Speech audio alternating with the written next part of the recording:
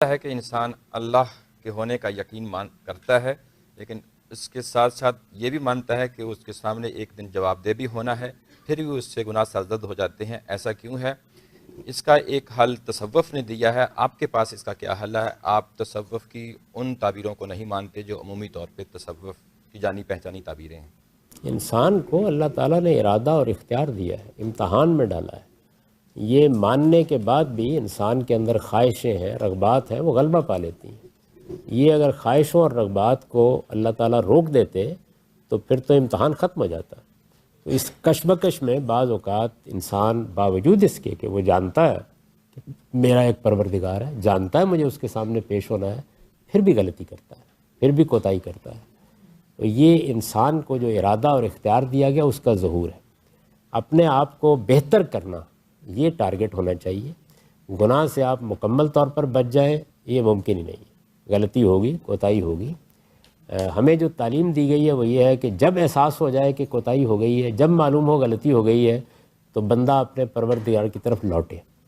قرآن مجید نے یہ بتایا ہے کہ اللہ نے ان لوگوں کی توبہ کو قبول کرنا اپنے اوپر لازم کر رکھا ہے، الذین یعملون السوء بجہالۃ ثم یتوبون من قریب، کہ ان سے کوئی بڑے سے بڑا گناہ ہو جاتا ہے اور وہ فوراً لوٹ آتے ہیں۔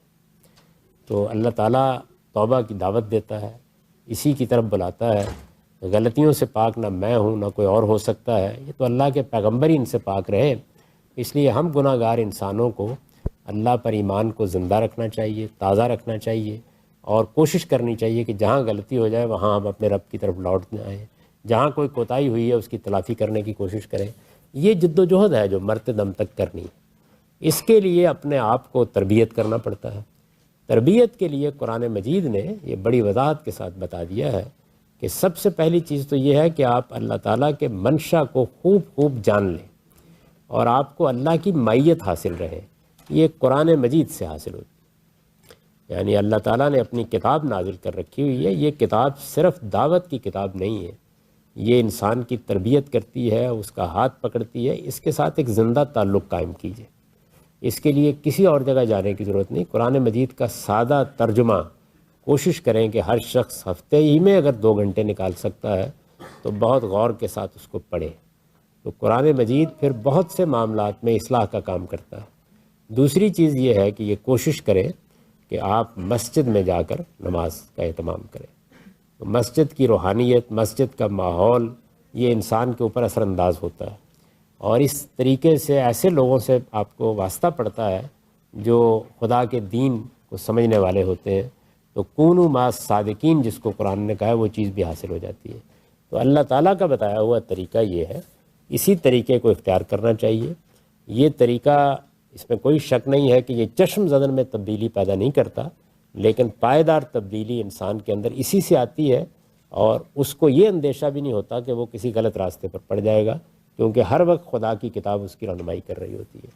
تو جو طریقہ خدا نے بتایا ہے وہ میں نے آپ کو بتا دیا۔ جس طرح تکلیف اور مصیبت کے لیے خدا کا بتایا ہوا طریقہ وظیفے پڑھنا نہیں ہے، نماز میں اللہ سے مدد مانگنا ہے، اسی طرح اپنی اصلاح کرنے کے لیے بھی اللہ تعالیٰ کا بتایا ہوا طریقہ یہ ہے۔ میں نے رات بھی اس پر ایک بڑی تفصیلی یہاں گفتگو کی ہے، اور اس میں میں نے بتایا کہ اللہ تعالیٰ نے خود بڑی وضاحت سے کہہ دیا ہے کہ قد افلح من تزکیٰ وذکر اسم ربہ فصلی، یعنی آپ کو اپنا تزکیہ کرنا ہے، اپنے آپ کو پاکیزہ بنایا ہے۔ اللہ کے ہاں پاکیزہ لوگوں کے لیے فلاح ہے جو اپنے آپ کو پیوریفائی کر لیں، اور اس پیوریفیکیشن کے لیے آپ کو خدا کی یاد کو تازہ رکھنا ہے، وہ قرآن سے تازہ رہتی ہے، اور نماز کا اہتمام کرنا ہے۔ بس یہ 2 ہی چیزیں ہیں، اس کے سوا باقی جو کچھ ہے وہ محض کہانیاں اور افسانے ہیں۔ اس میں شدید اندیشہ ہوتا ہے کہ آدمی کسی نشے میں مبتلا ہو کر رہ جائے۔